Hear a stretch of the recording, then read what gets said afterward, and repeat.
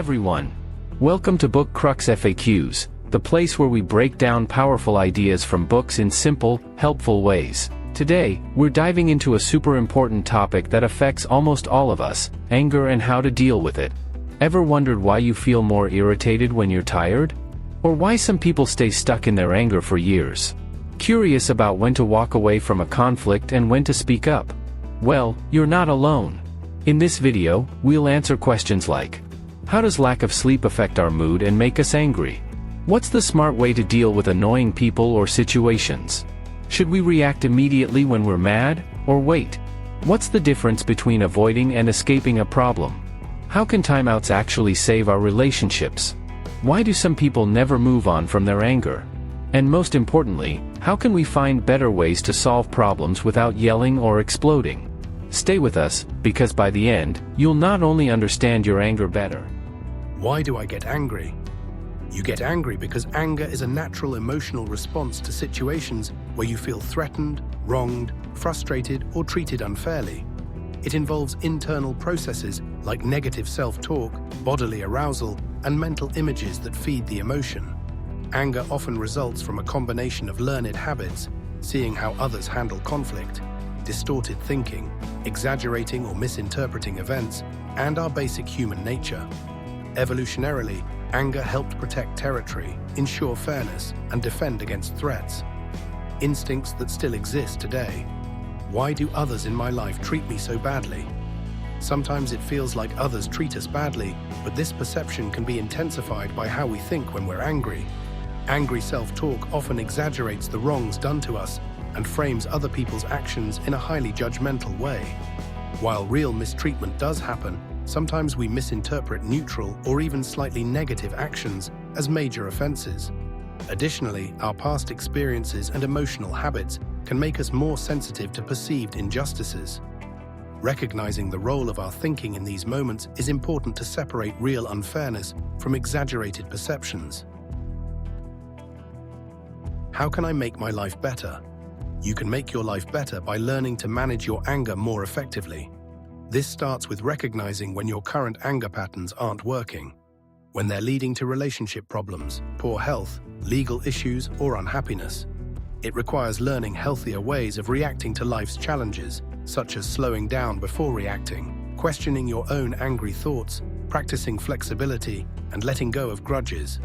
Like Sarah, who realized her role in repeated conflicts and worked hard through counseling to create a calmer family life, you too can change your future by choosing different responses.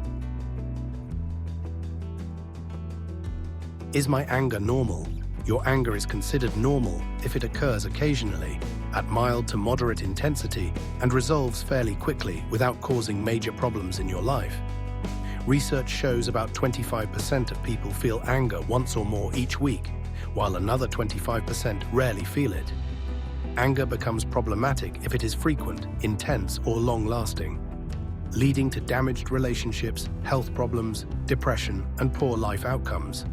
If anger often makes your situations worse rather than better, it's a sign that change is needed. What causes anger? Anger is caused by a mix of learning, thinking patterns, and basic human instincts. Learning.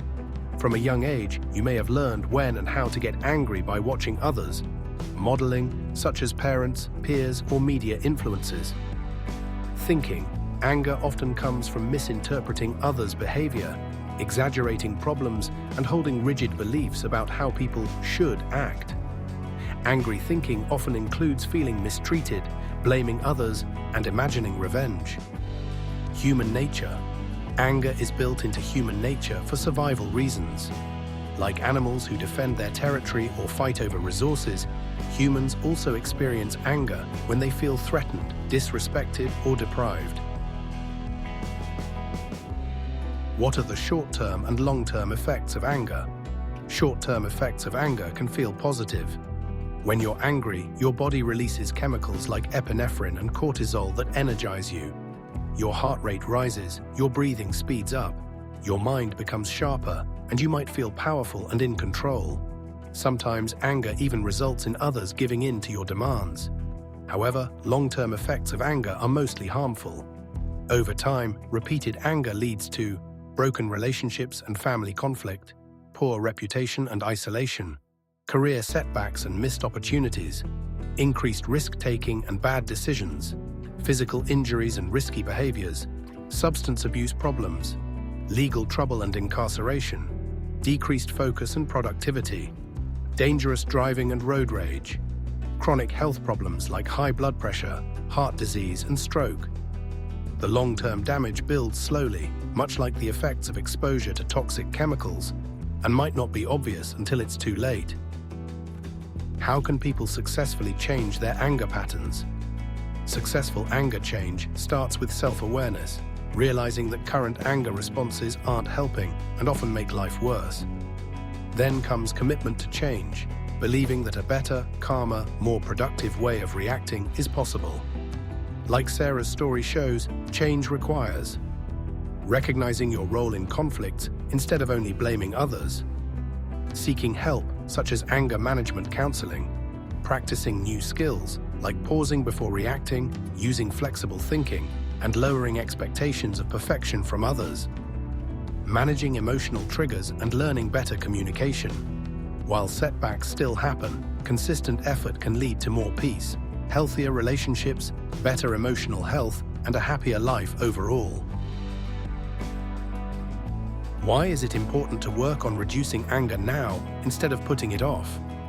While it may seem easier to delay working on anger, putting it off usually leads to more difficulties over time. Managing life with ongoing anger takes much more energy and creates more chaos than addressing the problem directly. Conditions are rarely perfect, so starting now, before anger causes severe personal, relationship, or professional problems, is a much wiser choice. Is it normal to want to postpone dealing with anger, and what eventually motivates people to change? Yes, it's completely normal to want to procrastinate when facing difficult personal changes. However, over time, the negative effects of anger tend to build up, and the reasons to address the problem become stronger than the reasons to avoid it. This shift in perspective often motivates people to finally take action and improve their lives. How does weather and temperature affect people's personality traits and likelihood of anger? Research from Columbia University shows that people living in climates with an average temperature of about 72 degrees Fahrenheit tend to have more positive personality traits like agreeability, emotional stability, extroversion, and openness to experience. These traits help in handling conflicts and feelings of disrespect. However, as temperatures rise or fall away from this ideal, these positive traits tend to decrease. In hotter weather especially, anger and conflict tend to increase. Even crime rates go up. People are more likely to lose their temper, like honking at another driver during a hot summer day, compared to cooler, more comfortable weather. What are anger wildfires, and how do environmental and biological psychology help in managing them? Anger wildfires is a metaphor for how quickly anger can ignite and spread in certain conditions, much like a real wildfire. Environmental and biological psychology help us understand that external factors, like weather, crowded environments, noise, or even the physical setup of your living space, can make anger episodes more or less likely. By identifying and adjusting these factors, for example, creating a cooler, calmer living environment, you can lower the chances of anger being triggered and make angry, unpleasant interactions less frequent. How do certain types of food affect the likelihood of becoming angry? Certain foods, especially those high in simple carbohydrates like sweets, white flour, and processed foods, can contribute to increased anger. Deficiencies in key nutrients such as magnesium and other minerals and vitamins may also play a role. People who consume diets rich in fruits, leafy greens, and beans are less likely to experience anger episodes compared to those who rely heavily on processed foods. Scientific evidence shows that diet impacts emotional stability, and poor nutrition can make individuals more prone to irritability and outbursts of anger. What is hunger, and how does blood glucose level influence irritability and anger? Hunger is a blend of the words hunger and anger, referring to the irritability people often feel when they are hungry. When you eat, your body breaks down food into glucose, which enters the bloodstream and provides energy. As time passes and blood glucose levels drop, especially without regular meals, people can become more irritable and impatient. In casual situations where self-control is lower, this drop in blood sugar makes it much easier for angry urges to surface, even if a person can still act reasonably in more formal or high-pressure settings, like work or school. How can alcohol consumption affect a person's anger and social interactions? Alcohol affects people differently, but for many, excessive drinking can significantly increase anger and aggression. Some individuals become lethargic and withdraw socially, while others, like Lewis in the story, become argumentative and aggressive. Alcohol lowers inhibitions and impairs judgment, making people more likely to misinterpret comments as criticisms and react with heightened anger. Regular intoxication can escalate conflicts, leading to verbal abuse, destruction of property, physical aggression, and severe damage to relationships, as it did with Louis and his family. What were the consequences of Lewis's alcohol-related anger on his family and personal life? Lewis's alcohol-fueled anger severely damaged his marriage and his relationship with his daughter. His increased aggression and intolerance, while intoxicated, led to frequent verbal and physical outbursts. His wife eventually divorced him, obtained a protective order, and limited his contact with their daughter to supervised visits only. Professionally, Louis also suffered. He was never promoted at work and continued to struggle in new relationships due to ongoing arguments and lack of motivation. His story shows how unresolved alcohol-related anger issues can cause long-term harm in both personal and professional areas of life. Why do some people with chronic anger turn to alcohol or other substances? People who experience chronic anger often turn to alcohol and sometimes other drugs as a way to reduce the intense internal feelings of agitation and discomfort that anger brings. Drinking becomes a coping mechanism because alcohol dulls the unpleasant physical sensations linked to anger, providing short-term relief. Over time, this behavior becomes a reinforced habit. The person repeatedly turns to alcohol whenever anger surfaces, making the connection between substance use and anger even stronger. How does alcohol affect the brain's ability to control anger responses? Alcohol impairs the functioning of the prefrontal cortex, the part of the brain responsible for executive decision-making. The prefrontal cortex helps us think through the consequences of our actions when we feel threatened or insulted. When alcohol weakens this brain function, people are less able to control impulsive reactions and consider the outcomes of their anger. This makes it much more likely that someone will react with verbal or physical aggression after drinking, because their normal braking system on angry behavior is compromised. How does working night shifts or rotating shifts impact sleep and anger levels? Working evening, night, or rotating shifts disrupts the body's natural circadian rhythm, making it difficult to get consistent, restorative sleep. This disruption increases irritability, anger, and impulsiveness. Occupations like airline personnel, emergency doctors, police officers, and even caregivers and students often face irregular sleep patterns, leading to chronic sleep deprivation. The global 24-hour economy has made it even harder for many people to maintain healthy sleep schedules, contributing not just to increased anger, but also to depression, memory issues, heart disease, and accidents. Does every problem really need to be addressed when you feel annoyed or angry? Answer: no, not every problem needs to be addressed. When you experience annoyance, like encountering a rude taxi driver or an unhelpful salesperson, it's important to evaluate whether taking angry action will actually accomplish anything meaningful. If resolving the issue can lead to better behavior or improved future interactions, it might be worth the effort. However, if the person involved is someone you are unlikely to meet again, it's often wiser to simply let it go. Taking unnecessary action can waste emotional energy without producing any positive outcome. When is the best time to confront a problematic person or situation? Answer: the best time to confront a problem is not when you are feeling extremely angry. Acting impulsively at the height of anger often leads to poor outcomes and escalates the conflict. Instead, it's smarter to calm yourself first and choose a moment when you can think clearly and communicate effectively. Good timing is crucial when dealing with difficult people or challenging situations. It can make the difference between a productive conversation and a destructive argument.